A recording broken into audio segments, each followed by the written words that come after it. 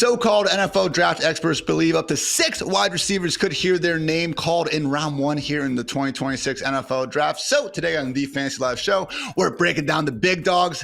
Lock in, everybody. We're about to break down Carnell Tate, Jordyn Tyson, Makai Lemon, and much, much more. You're watching the Fantasy Live Show.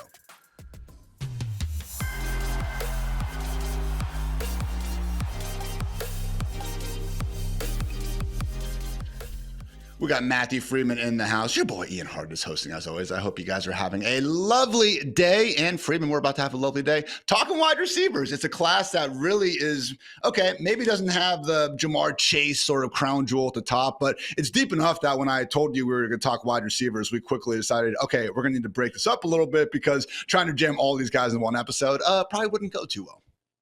Yeah, it's fun. You know, I'm the perpetual rookie optimist, so I seemingly love every draft class we ever have, but I really do like the wide receiver depth in this class. So where, you know, when we come back and we talk about the guys who could go on day 2, I might enjoy diving into those guys a little bit more. But I still like the 6 wide receivers that we have potentially going in round 1 and the guys we're talking about today. It's just that, you know, as you mentioned, there's no like clear cut like Larry Fitzgerald or Jamar Chase or Megatron or anyone like that in this class. But in the first round, there is still like a breadth of guys. You know, it's like if you want your slot receiver, you can get him. If you want your guy who can line up at 3 positions, you can get him. If you want your classic X, you can get him. And so there's a lot to talk about with all of these 6 guys. And I am excited to get into it because this class, especially at the top, is something of Rorschach. And with that, let's get into it. We're going to be using Freedman's big board rankings, which in case you guys haven't heard, by looking at literally any of his articles, you guys will be quickly alerted that Freedman is the most accurate mock drafter and even had the best big board in the industry over the past handful of years. So congrats to you, Freedman, and that big brain. But yes, guys, we were kicking things off. Not with presumed wide receiver 1 in a lot of people's minds, Carnell Tate, but actually Arizona State wide receiver Jordyn Tyson, which begs the question, how locked in is Jordyn Tyson above Carnell Tate in Freedman's ranking? This is Lock It In, presented by Xfinity's 5-year price guarantee. I'm with you, Freedman. Having watched these guys, I do believe Jordyn Tyson is the most talented wide receiver in this class. That said, that's not all that goes into it. We got to consider some of the other factors. And with Tyson, it's these damn injuries, man. We had the obvious knee issue that was ACL and PCL. I believe the MCL as well. Too many CLs going on that ended his, freshman season at Colorado. We had the broken collarbone that took him out of the 2024 season early. And then a hamstring injury in 2025 that not only cut his final season at Arizona State down early, but now has limited his ability to participate at the combine and even the pro day. So how do you balance, Freedman, having Tyson as your believed wide receiver 1, but also arguably the brightest red flag of any of these, top 3 guys at least? So Ian, what I like about Jordyn Tyson is, all of the stuff that you mentioned in terms of the production, but also the red flags that you mentioned are evident. On the one hand, you have a guy who, as an 18-year-old true freshman, was the number 1 wide receiver on his first college team at Colorado. And that was despite missing the last 3 games of the season. Like, that is pretty impressive. On the other hand, you have a guy who tore his ACL as a true freshman and had to miss almost the entire next season because of that. And then you have a guy who returned from that injury and looked great in the return from injury, right? His first full season of action at Arizona State was a total menace, right? Over 1,000 yards receiving, 10 touchdowns receiving in 12 games, a total breakout, looked great, and then had the collarbone injury in his final game of the season to sideline him. Returns from that and looks amazing, like the best wide receiver in college football for the first 7 games, and then suffers the hamstring injury, which lingers into the second half of the season, limits him to just 2 more games, can't participate in the combine, isn't participating in his pro day. So like on the one hand, you have the guy who on the field looks like the best player at the position, but can't seem to stay on the field. Now, like you kind of have to ask yourself, like, is he an injury prone player? And I hate to think about that with any of these guys. a lot of this could be random. It's not as if he's had hamstring injuries the entirety of his career where, entering the league, it's like this is a guy who just like in a Mike Evans kind of style is guaranteed locked in to miss 2.5 games because of a hamstring tweak each year. Like it's a different thing each year. And he came back from the ACL injury and looked awesome. He came back from the collarbone injury this past year and looked awesome. And then he got the hamstring thing, which hamstrings can hit like wide receivers, running backs, kind of at random in any given year. So I don't want to say that he's injury prone, and I'm not sure if he actually is injury prone. I think he has been discounted a little bit too much because of the injury issues. And I feel like that's why in consensus big boards, he's fallen a little bit. But what I like about him, just kind of as a general player outside of the production, which is great. And if you look at Dwayne McFarland's, by the way, I think in a previous episode, I called him Dwight. I think I know that his name is Dwayne. I think. So my bad on that. If you look at Dwayne McFarland's rookie supermodel, you'll see that Jordyn Tyson has the superior production rating relative to Carnell Tate. The production with Jordyn Tyson is unquestioned. What I like about him on top of the production is his ability to line up at all three positions and play them well. Like I think he's got the size. He's like 6'2", 204 pounds. Like he's got the size to be a legitimate serviceable X wide receiver, but he can also dominate in the slot. He can be more of your like possession flanker. So I like the versatility that he has. And I think he can also win at kind of like all three levels on the field. So just what he can do as a holistic pass catcher, I think is unlike what we get out of most wide receivers in this class. So if I'm just assuming that he's being discounted a little bit in the NFL draft because of the injuries, and I'm assuming that the injuries aren't a sustainable thing that's going to carry over into the NFL, I think that makes him the number one wide receiver. But I will readily admit those are some assumptions that might not be safe. I'm just thinking, man, like, because he's going to probably fall a little bit more than he should in the draft. That's what it seems like it's happening with the injury stuff going on. The mock drafts that we believe to at least have some correlation where these guys end up actually going. But if we're going to say here, Freedman, and we believe right here on March 24th that Tyson is the most talented wide receiver in the class, like if he goes 21st instead of 8th because of this, and all of a sudden June rolls around and he's 100% healthy, like, are you still going to hold this against him? Is that going to be kind of double counted? Because I'll admit, I'm with you. I don't know that anyone's injury prone, but okay, he's been hurt. Like you said, he's last 3 full seasons I've been with injury. That's not good. That happened. That does matter. But let's say Tyson's, injury meter, the kind of wear and tear thing. Like let's say he's a 7 out of 10. Carnell Tate, Makai Lemon, they're not zeros out of 10. Like, yeah, they're probably a little bit lower than Tyson, but they're, 4 out of 10, 3 out of 10. Like, these guys have also had injuries at some level of their life. Not quite as bad as Tyson, but like, are you still going to hold this kind of draft capital against them as we get into the fantasy season? Because again, this seems like it's the only thing holding them back, but it's not like it's a factor where we just need to be constantly worried about it if and when he's actually fully healthy again. Yeah, I agree. I mean, I think we sort of know the talent that he has. And then when it comes to the draft, it's just a question as to where he lands. And let's say we did the mock draft exercise a couple of shows ago. Let's say that it's a situation where he goes number 13 to the Rams. How excited are we going to be for Jordyn Tyson? Now, it could easily be Makai Lemon. It could be Omar Cooper, right?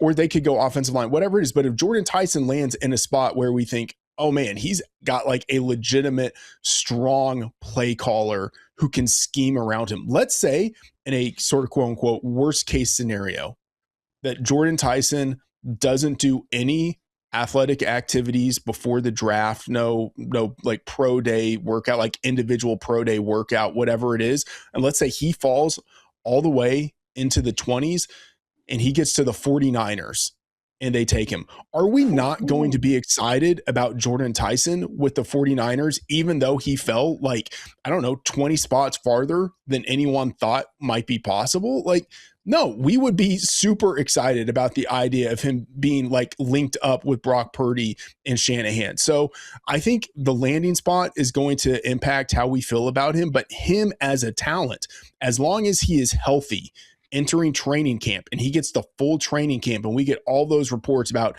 you know what, they feel like they got a steal with Jordyn Tyson, like I'm going to be super excited about him.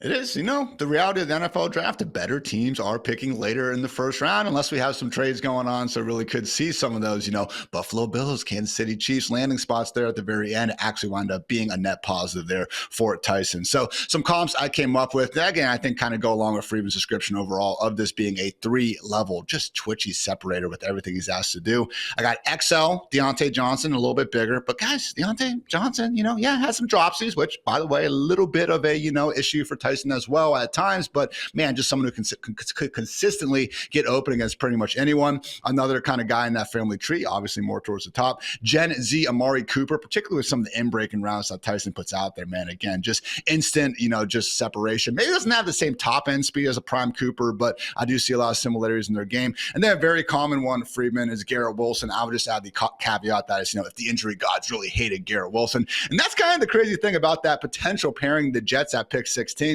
I think there's a lot of similarities to what Tyson and Garrett Wilson do. And I even think A.D. Mitchell is kind of in that same vein of things. So yeah, it'd be a lot cooler if we had, a higher end quarterback than Geno Smith throwing them the rock. But it's one of these guys, man, where when I look at Carnell Tate, when I look at Makai Lemon, I'm like, all right, well, there would be more ideal team fits than others. For Tyson, man, pick all 32 teams, and I think he could find a way to fit in.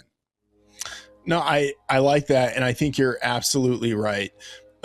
Wherever he goes, like he could be like that slot receiver that's like your CeeDee Lamb, to where it's a situation where like Lamb could play outside, but when he plays inside, he's absolutely dominant. And the idea of Jordyn Tyson being able to go against maybe like your weakest coverage guy on the field in the nickel, that just sounds so enticing. But again, I think he can win on the outside too. And I think he can also win against like man against zone. I know we've had the conversation of this class doesn't have like your Jamar Chase type of player, but I think with the way Jordyn Tyson wins, like it's sacrilegious to be like, oh, Jackson Smith and Jigba, but I feel like he kind of has that kind of game where like JSN can line up all over the field. He can win like at all different levels of the field. And there might be something where you're like, where there's not like one specific thing where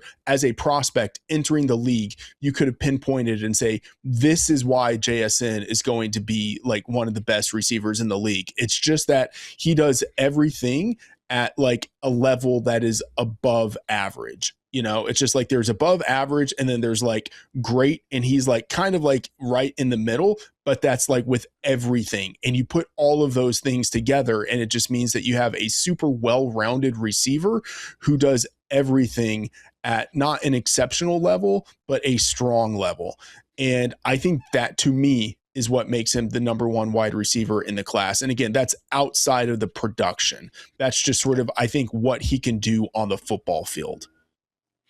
Couple fun facts, because of course these are human beings after all. We like to have fun here on the Fantasy Life Show. Tyson's brother, actually Jalen, currently Freedman, averaging 13-5 for the Cleveland Cavaliers. Older brother played football at South Alabama, is now their strength and conditioning coach. Dad played football at Florida A&M. So absolutely loaded family. I cannot imagine that living room was ever clean a single day in their childhood. So love seeing that. Also, wide receiver coach at Arizona State, Freedman, Hines Ward. I'm not saying that I'm necessarily I know all the technique from these guys, but I don't know, man. If I could pick some pretty awesome, I would think, wide receiver coaches from the last 25 years, I think Hines Ward would probably be on the short list.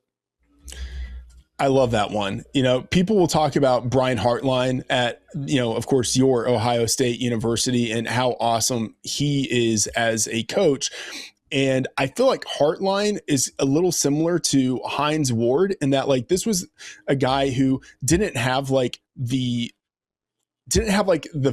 physical skill set, really, didn't have all of those tools, but was still a very good professional NFL wide receiver because of his savvy as a route runner and just his ability to read coverages and sort of be almost like a second quarterback on the field. And I feel like Hines Ward kind of had that also. So I like the idea of these guys who have the NFL capability pairing up with wide receiver coaches who had success in the NFL, but had success because they were technicians of the game and really smart players versus they were just like a Randy Moss kind of player who could just outplay everyone because he's physically awesome.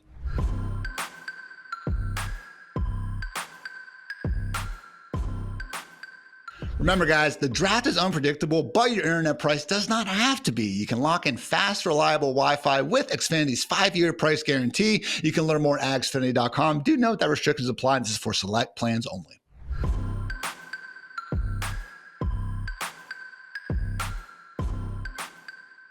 Let's move on and talk about, again, a lot of people's idea of the number one wide receiver in the class. And I think just even the so-called haters, I don't think there's really many haters out there. It's kind of like that old tweet, like, I was told Steph Curry can't shoot three-pointers. Like, no, I think everyone realizes Carnell Tate is pretty darn good. But just looking at what he brings to the table, Freedman, contested catch artist, has the best percentage in the career in his class. And just what he did last year, 12 of 14 contested targets, guys, he came down with. The only power 4 wide receivers to top that mark in a single season since 2019. Justin Jefferson in 2019 and Jackson Smith-Njigba in 2021. Very good company there. Got the strong hands, the leaping ability, and just the ability to kind of separate vertically. Speed isn't amazing, but I do think there's kind of like a smooth Olave-esque factor to how he participates out there where almost creeps up on guys. I know he's not quite as fast as Olave, but a little bit taller. I would just say if there was going to be an issue here, Freedman, probably just the fact that we did see him operating as a number 2 wide receiver. And yes, it's Ohio State. And you said before, there's not a generational receiver in his class.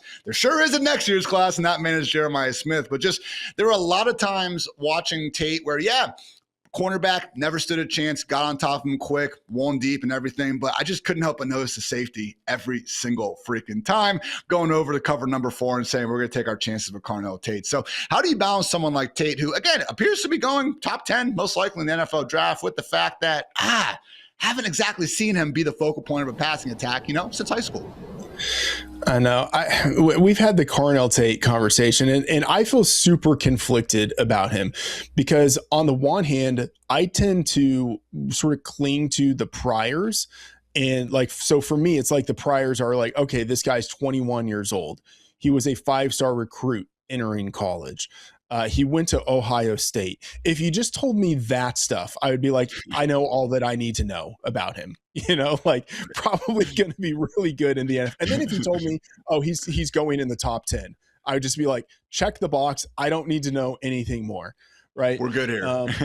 Yeah, exactly. And then it's like, yeah, if you watch him play, you also like it because it's like he's not super fast, but he's still a pretty good separator.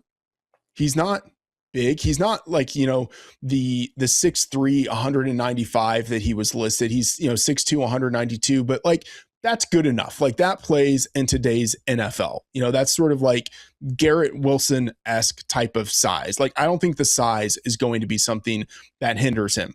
But then you look at Garrett Wilson and you're like, oh, that dude ran, I think, a 4.39 or something. And then Carnell Tate runs the 4.52 or 4.53.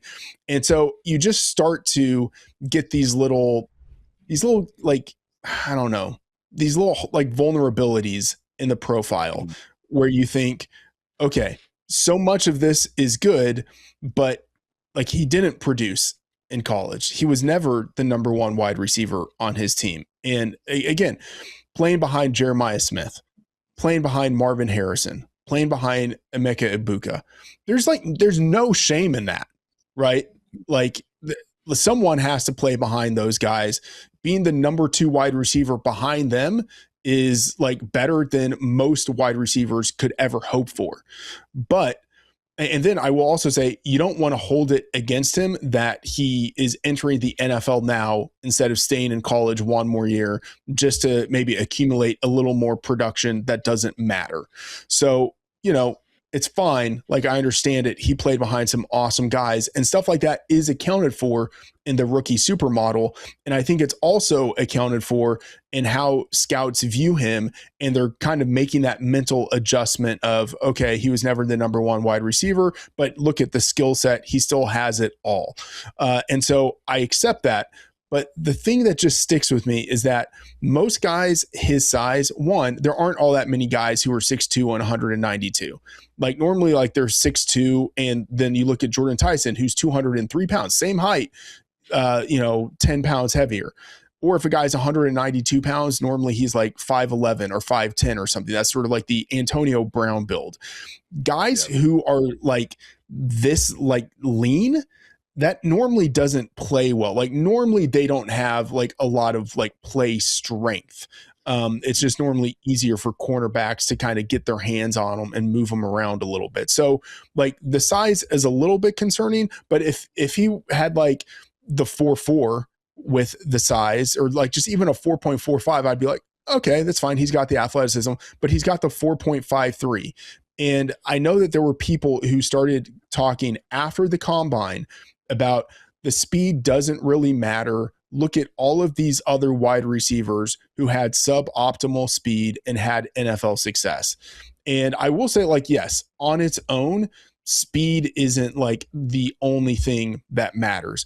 But when the wide receivers that they mention are CeeDee Lamb, T. Higgins, Keenan Allen, Cooper Kupp, Devontae Adams, DeAndre Hopkins, it's like, look, he's not in a comp group with those guys. So like the fact that he's slow like them, that's not like the positive sign that you think it is. He's literally smaller than all of those guys. He was less productive in college than all of those guys. So like it's a way of saying like, I see all of the big good things about Carnell Tate. But if you had to identify, like if 5 years from now, we're having the conversation of like, could we have anticipated Carnell Tate underperforming like the number 6 pick that the Cleveland Browns invested in him? It would be like, yeah, he wasn't that big and he wasn't that fast and he wasn't that productive in college. Like it's not that hard, and then Ian, there's the landing spot. What if he actually goes number 6 to the Browns? We're going to hate that, And then it's that's a bad one though, Freeman. That's a bad one. I hear you. Tennessee isn't ideal either. Maybe got a few other better things going on. I believe in Cam Ward and stuff, but Giants opposite neighbors. Washington opposite, obviously, Terry McLaurin. New Orleans opposite Olave. All of a sudden, we got an overqualified wide receiver too. I think those ones work out, but I hear you. Cleveland, not so much. Well, okay, so and honestly, I'm glad you mentioned those teams because that's also where I was going next. The best case scenario for him is that he's a number 2 wide receiver in the NFL. That is the best case scenario for him. That's also not what you want from a top 10 pick. Like almost no one has been drafted that high with the intention of you are going to be our ace number 2. Like T. Higgins went at the top of the 2nd round and they didn't draft him to be a number 2. He was the number 1 wide receiver. And then the next year they drafted Jamar Chase, right? But like most number 2 wide receivers, they're not guys that we get super excited about in fantasy. So I just have like this apprehension about Carnell Tate to where even if he is as good as he's 21 years old, he was a 5-star recruit, he went to Ohio State, even if he's as good as those things would lead me to believe in the NFL, he might be the number 2 wide receiver for a team that had a top 10 pick. Like that's not all that appetizing, especially as a rookie. And stuff in the NFL can change quick with circumstances like, maybe a team rapidly improves, maybe a team trades away its number 1 wide receiver, and then all of a sudden he's the top guy. Stuff can change. But like, I'm just like him as a prospect and then the landing spots that he might go to, like, I'm just not all that thrilled about how that might mesh together. I do see the concern being like just strip away some of the accolades and where he's going and stuff and just look at like, okay, if we were preparing for a week 1 matchup, like how do we expect teams to try to take away Carnell Tate? And yeah, it's a lanky wide receiver who's not going to scare you deep.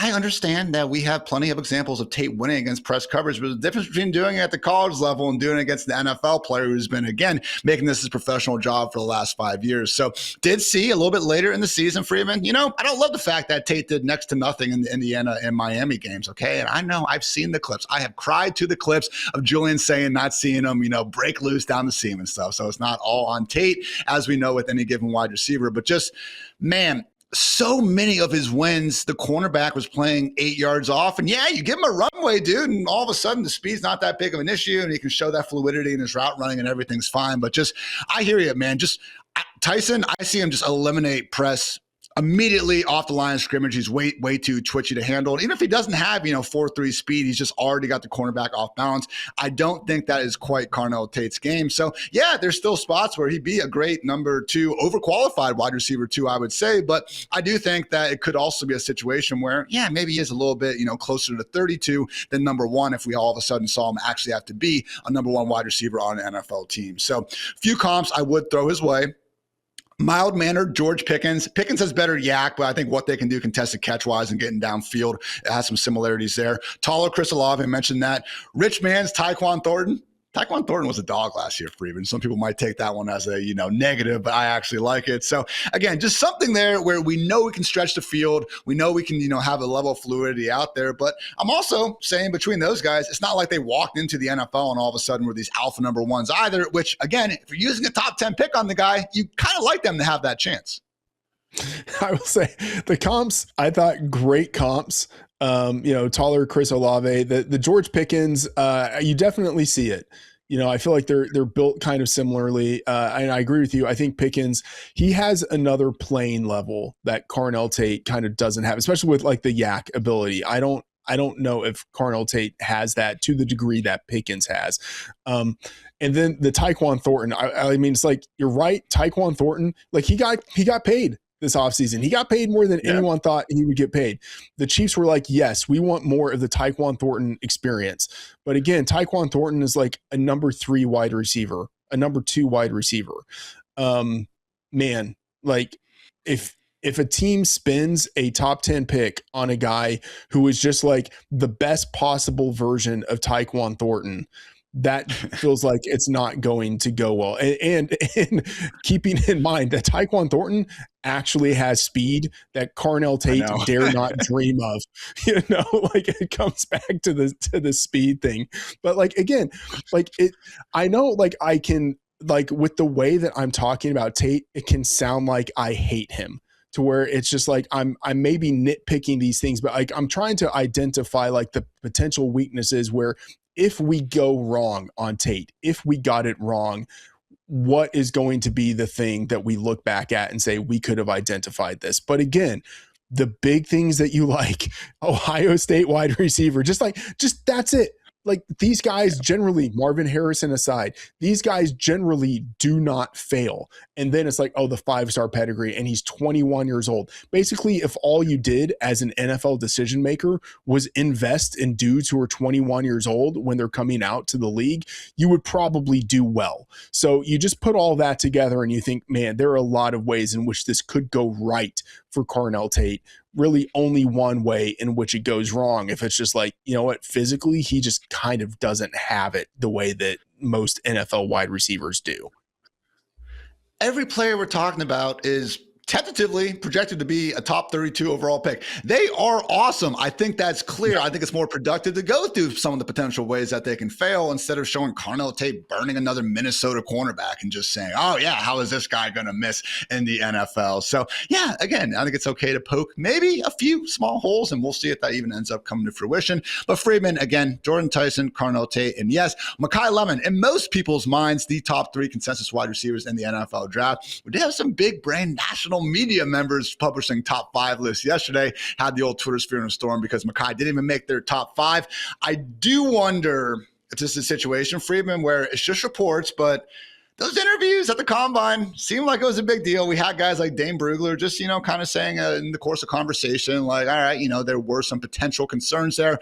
Could be nothing, could be something. I have not heard how many of, Makai's teammates went to his birthday party. So we'll continue to get that information, update that as we go. But I would just say, Freeman, we do see this at times where stuff that we don't exactly have exposure to can lower draft stock. I also wonder,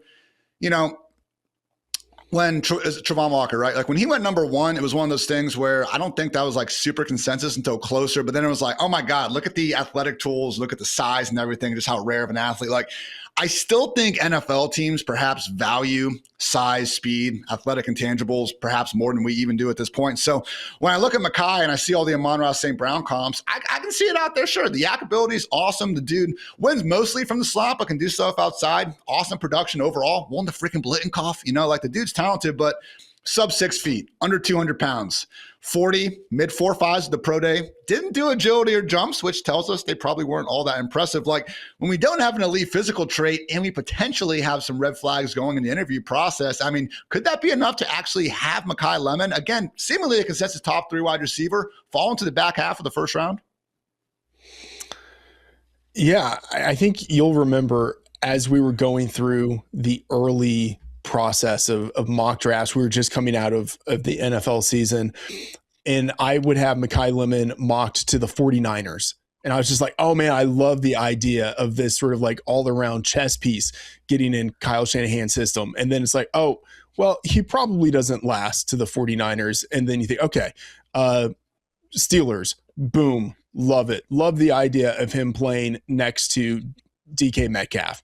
And then it's like, you know what? He's probably not going to last in number 21. And so it's been this process of just like readjusting my perspectives on him based on, what we hear, what we read from mainstream reports, rumors from the combine, all of that stuff, where it just seems like the NFL is really high on this guy.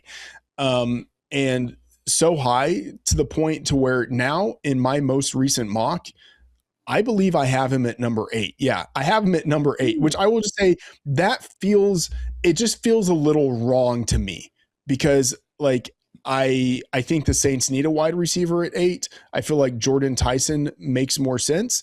But if you just kind of like look at how a lot of the kind of consensus big boards are going and all of this, it feels like Makai Lemon is pretty ahead of Jordyn Tyson right now. Not like massively ahead, but let's say it's like sort of a 60-40 split between these guys in terms of who's the wide receiver too. But Makai Lemon, you mentioned all of the great things. So sort of like the unanimous first team All-American, the Blitnikoff Award winner. But I will say, and some of this is maybe just how college football has kind of gone, like he was one of the weakest Blitnikoff Award winners that we've had in recent memory. If you look at like the production, like Jeremiah Robb, just saying. Yeah. Yes. Like there's nothing wrong with a guy who, has 1,156 yards receiving and 11 touchdowns receiving. It's like, oh, that was a nice season. But it's like, this was the best season in college football for any wide receiver. Like, I don't know. It's like, I think part of what people like about Makai Lemon is that he's sort of like this small guy who ended up being able to play inside and outside and was like really like the heart of USC's offense this past year.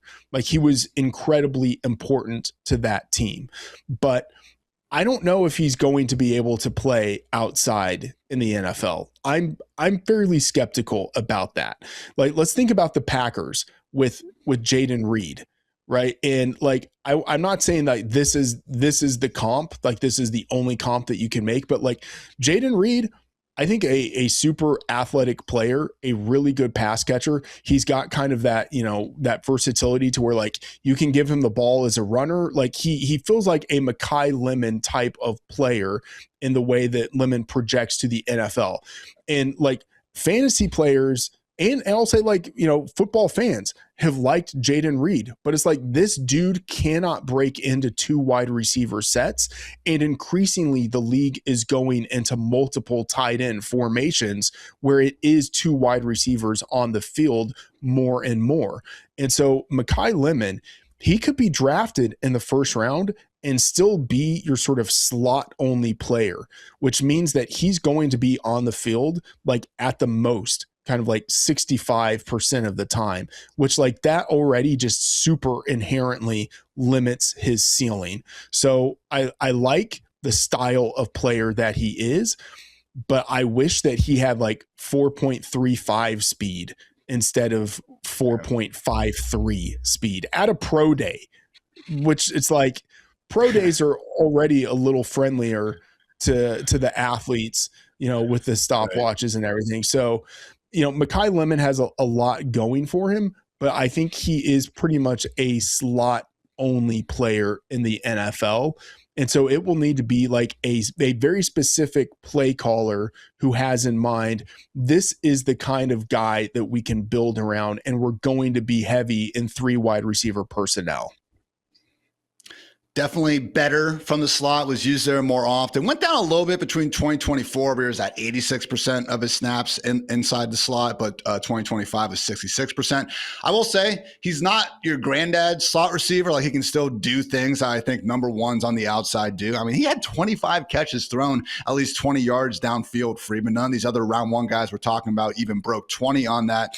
Contested catch rate also, I think, at 57% for his career. That's a really high mark, like in the same kind of stratosphere, at least, as Denzel Boston and Carnell Tate. But we're talking about, a 5'11", sub 200-pound receiver here. So got that dog in him. Such a competitive dude after the catch. I do think that yak ability would be a superpower if we want to try to hang our hat on something. But again, it's all of a sudden you just got to play that game again, where it's like, well, he was doing this against, college competition. How much better can he do at the NFL level? So I don't mind the Jaden Reed comp. I actually have a different Packers running back wide receiver hybrid, Freedman. I really like Gen Z Randall Cobb here for Mr. Makai Lemon. I also do see, again, it's impossible to watch him and not see some level of sun god, and maybe that is just the same uniform and all that. I would say Target, Amon-Ra St. Brown. I love Target. I go there at least once a week. Pretty cheap wine. They sell Kona Big Wave in cans, which I always appreciate. Always got some fun stuff in the dog sections too. Compliment there. My other one would be a machine built using the best parts of Parker Washington and Khalil Shakur. Again, I think all 3 of those are really good receivers, but kind of what we talked about at the beginning, Freedman, I struggle to get behind like the Jackson Smith and the Jigba like idea that Makai Lemon is going to be like a top 5 receiver in 3 or 4 years. Yeah, all of these guys did not go on day 1 of the NFL draft, which I feel like kind of says a lot. And then even like me thinking of the best case for Makai Lemon would be someone like Antonio Brown, where Brown wasn't really all that fast of a wide receiver, but he was just super twitchy, like incredibly agile and a great separator. And I think Makai Lemon is actually a pretty good route runner. Like, I think he does create good separation. And that is also part of why he's a really good yak producer, because normally when he catches the ball, there's not a dude right on top of him because he's created space in his routes. And then he also is a pretty good guy after the catch in terms of being able to take angles, break arm tackles, things like that. Like, once he has the ball in his hands, he is kind of a little bit like a running back in the way that he moves through defenses. And so, like, you can see the vision of it's like, if he is able to translate this to the NFL, if he's able to create separation in the NFL the way that he has in college, yeah, like you could imagine him in a best case scenario being like the next version of Antonio Brown. But I will say that's quite a leap. Like, you can't just assume that every dude who is small but agile is able to translate to the NFL and end up dominating wherever he lines up. So like, there's the possibility, but there's also the possibility, like, this is like the way back time machine, but like, do you remember like Roscoe Parrish?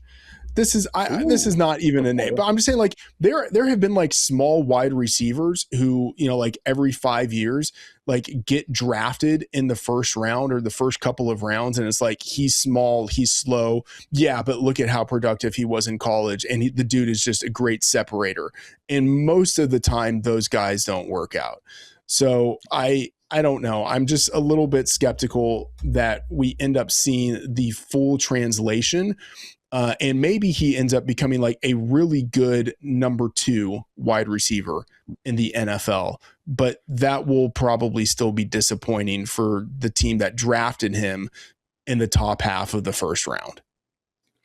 I do think still don't really think he's going to fall that far in the first round. But if he does get the 49ers, man, playing in between Pearsall and Evans really will be a great real life fit. And also the Pittsburgh Steelers, man. You got Pittman as your Z, Metcalf as your X, slide Makai right there in the slot. Yeah, be a lot cooler if we had a better quarterback there. Maybe in 2027 or beyond, you can dream. So again, those are the big 3 wide receivers in the class. Freeman, let's talk about again our final 3 wide receivers here that again seemingly have round 1 prospects. Kicking things off with Denzel Boston, wide receiver 4 on your big board. And he's someone where I spent a lot of time, not necessarily arguing with people, conversing with people on the old Twitter sphere, because when you look at Boston, 6'4", 212 pounds, like he's the more prototypical X. I think 10 years ago, a lot more people would think maybe he's your wide receiver 1 in this class. We're not seeing this archetype win quite as often at the next level, but I think his route running has almost become a little bit underrated at this point. No, you're not going to confuse him and, Makai Lemon or even Jordyn Tyson, who I know is a little bit bigger. So I understand that, but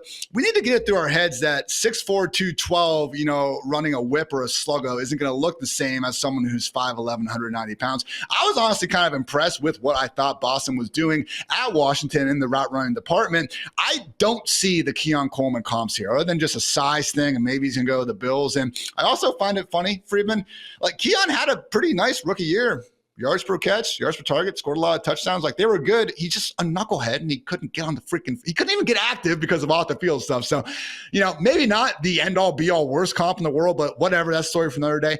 I kind of saw like a high-end outcome of Michael Thomas from the Saints, over a handful of years ago. Just, again, a big-bodied possession X receiver who, is going to blow past you, but I think he's got quick feet. He's obviously got the size where he can help win a contested catch situations, which we saw plenty at Washington. Like, where do you fall with Boston? Because he seems to be one of these guys where, again, a lot of people almost think he should be more of a round 2 sort of prospect. You have him wide receiver 4, though.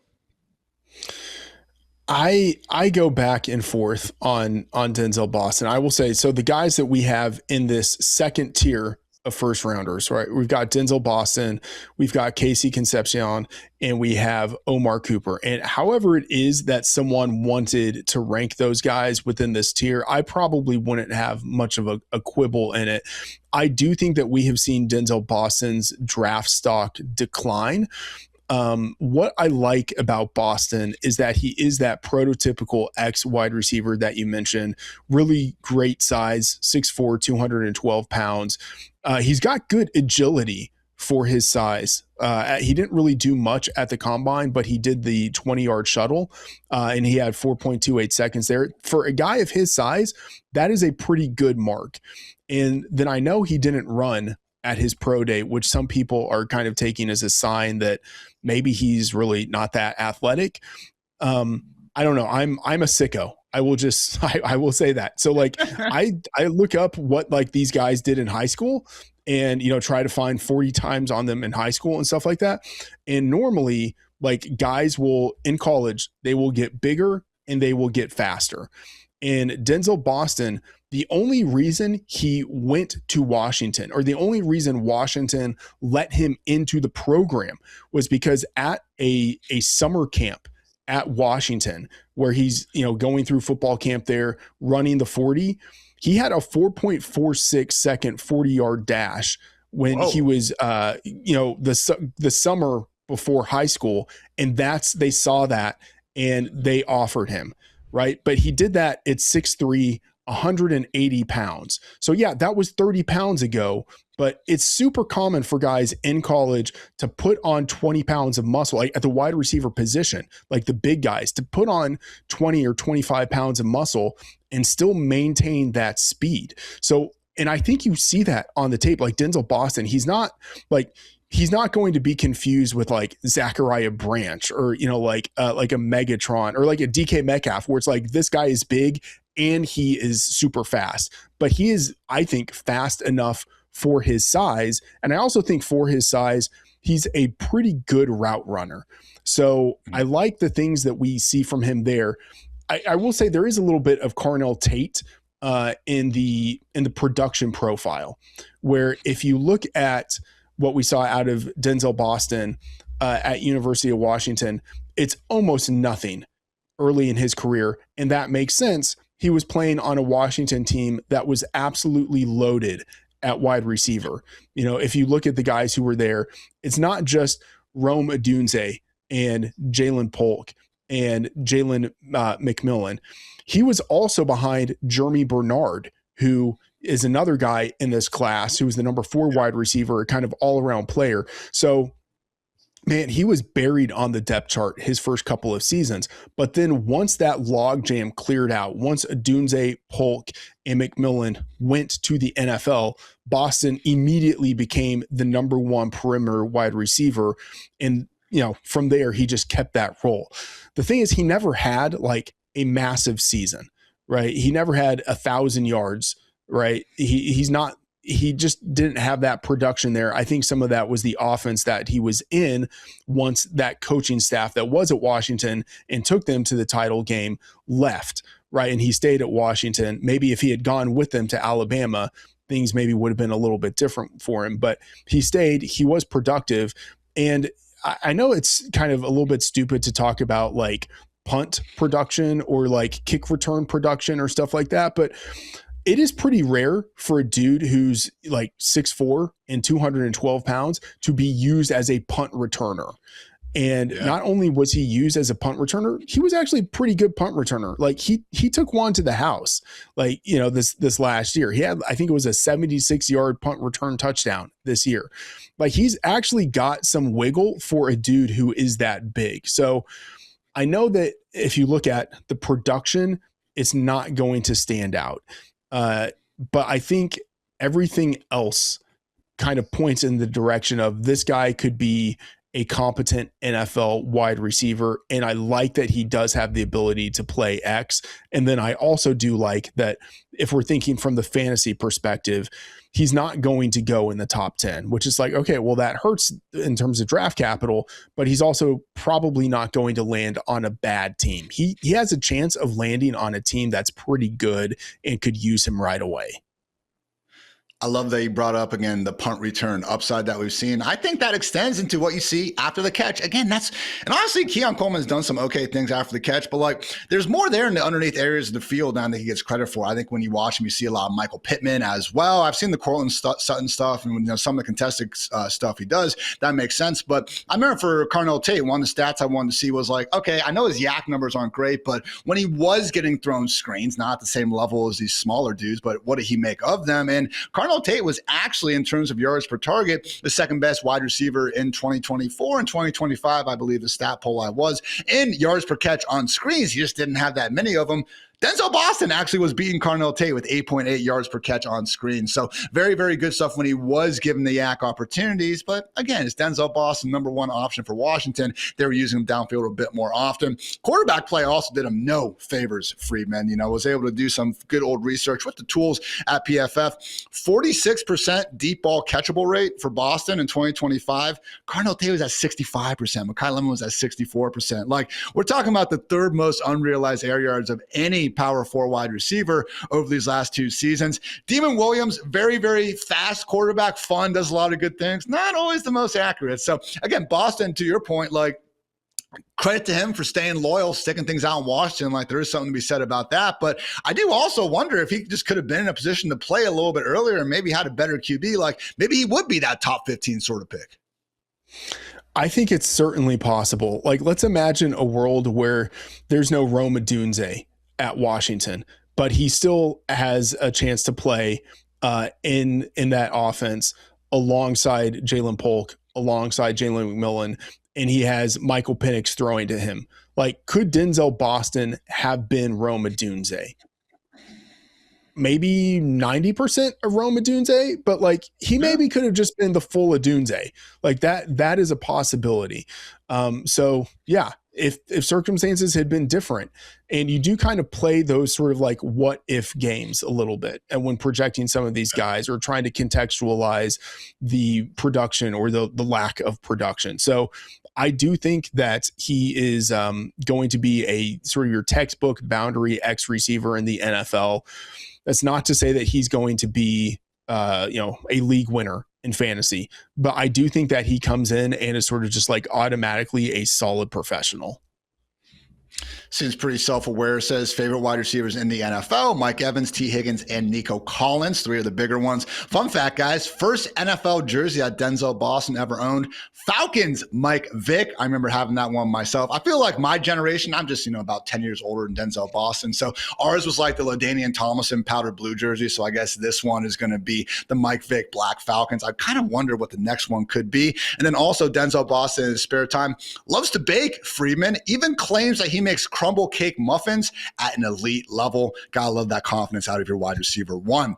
Let's close things out with 2 more wide receivers quickly here, starting off with Texas A&M's KC Concepcion. However, great note from Dynasty Zoltan over on the old Twitter sphere. The KC actually stands for Kevin Concepcion. So by calling him KC Concepcion, we're calling him Kevin Concepcion.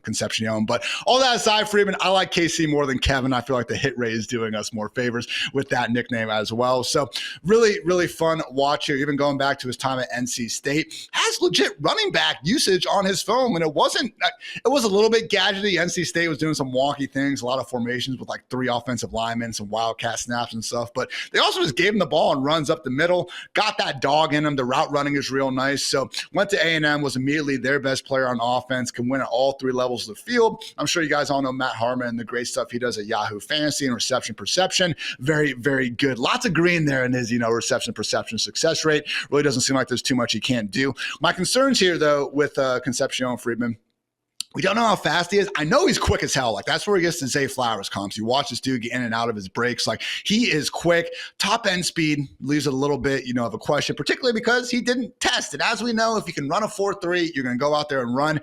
I thought maybe that was because of this knee scope thing he had, which again is a potential issue, but it's been called routine and preventative. But he was at the combine, he did the gauntlet drill. So if he's healthy enough to do that, I would have thought he'd be healthy enough to run again if he was fast enough. Then the other big thing is just kind of the whole ball security, job security manner of things. Had 19 drops, only Skylar Bell among kind of the top recruits actually have more 6.5% drop rate, also second worst mark. So again, I want to be careful, Freeman, because I've tended to really love some of these types, the Deontay Johnsons of the world, where they can, the A.D. Mitchells of the world, they do everything great, but, kind of catching that football is also very important at the end of the day when your job is to be a professional wide receiver. So where do you fall with KC Concepcion? Again, I think you guys can tell I'm a big fan. I would have him actually as the wide receiver 4 in this class. I love him. I absolutely love him. And I will say he was bigger at the combine than I thought he would be. I think in college he was listed at maybe like 5'11", 190 pounds or like around there. And you see that and you kind of think sort of Makai Lemon-esque, like this guy is slot only. At the combine, he was 6 feet, 196 pounds.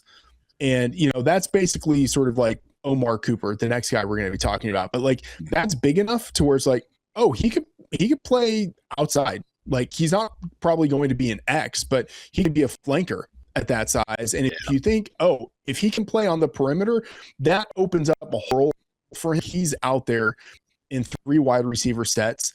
That is a really big thing for him.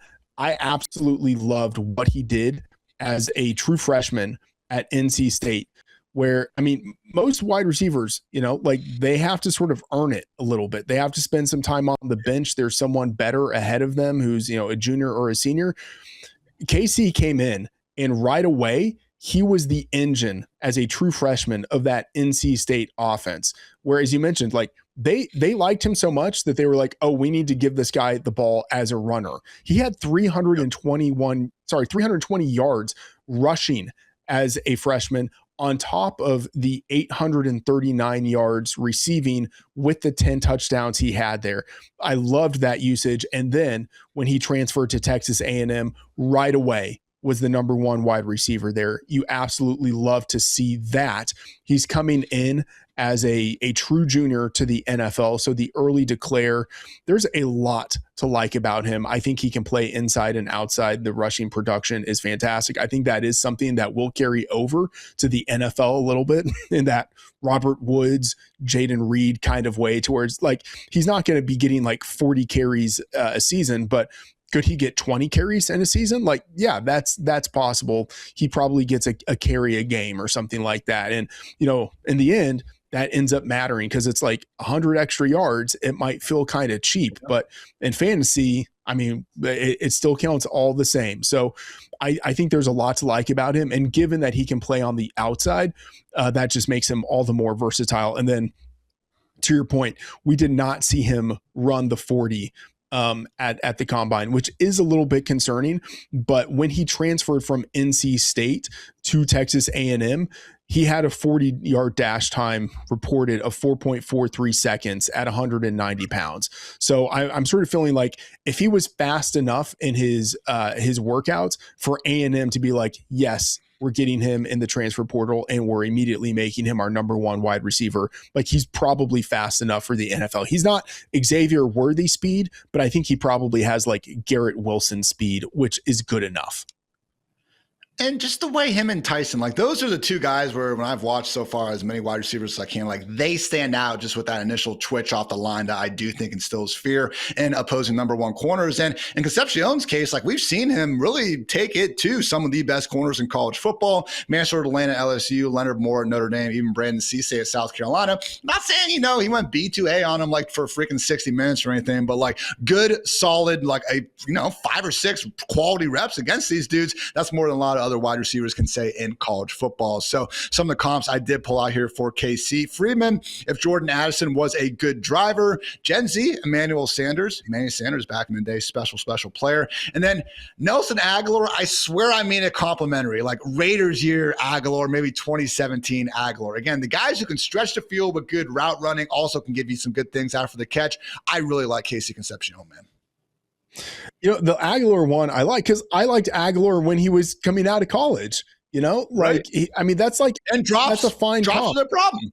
Drops. Right. Exactly. And so I think that comp actually hits right, and I mean, look, we don't really have any confirmed knowledge one way or the other of Casey's driving ability. I have to say that, so maybe he actually really is just Jordan Addison and he isn't quite the driver we would want him to be. But again, we have no idea as to his vehicular prowess. But on the field, he, I think, is very in line with the comps that you mentioned.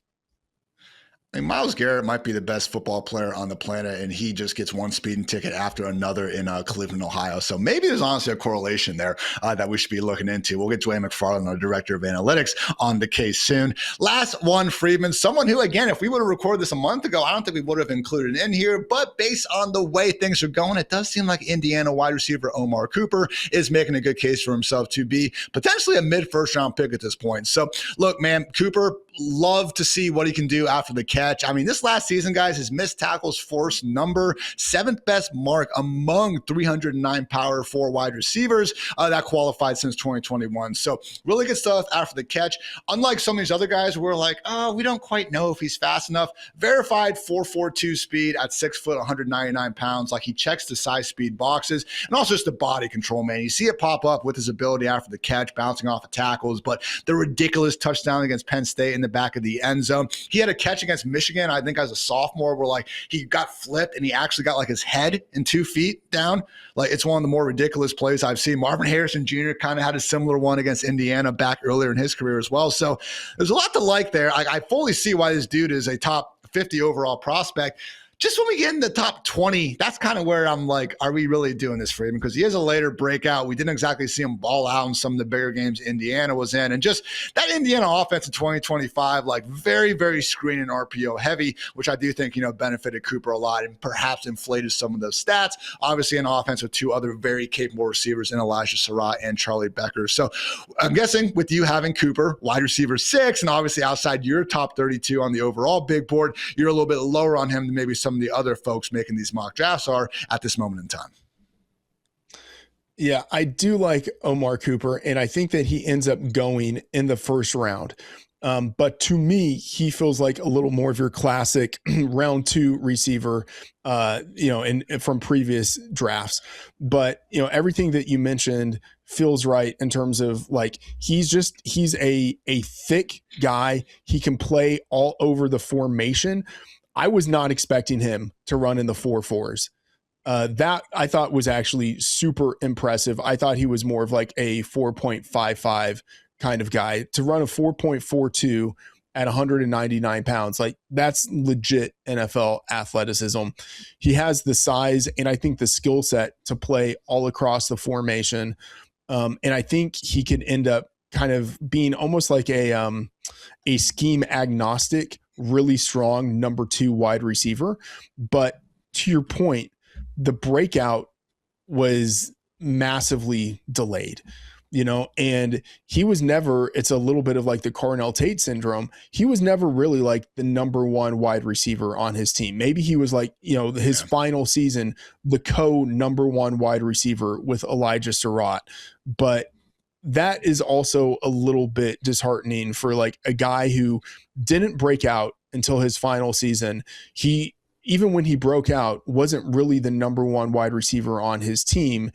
It was just like, oh, you're playing in an offense that is super friendly to wide receivers and has this sort of like cyborg of a quarterback who's just perfect at delivering passes and is in an offense that's, called by like a great coach. So you put all of it together and it's just like, well, Omar Cooper did well in the situation that he was in, but he did well only in that situation. He didn't do well before that. And that was like the best situation in college football last year. So it's easy to poke a hole in it, but then you look at what he does on the field and then you look at the athletic measurables and you think like, yeah, I can see how he has NFL success.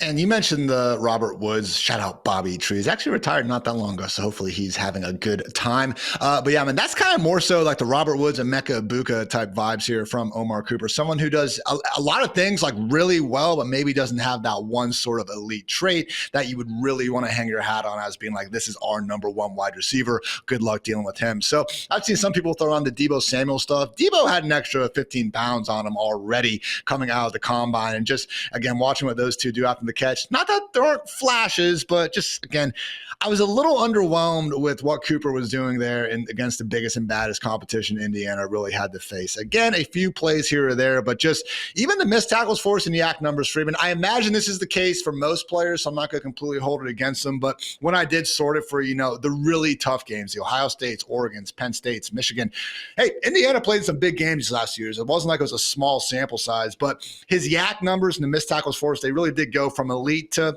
good, just, maybe not great, maybe not top 20 quality, but I really don't want to miss, the forest for the trees or however that, I'm trying to work that expression into my life more, Freedman. I still don't think I have it right, but either way, like, just because we don't like Omar Cooper as a top 20 prospect, if he goes 35 and we all of a sudden love him there, like, maybe we should just be happy that Omar Cooper is still a really good wide receiver here, Yeah, I hear you.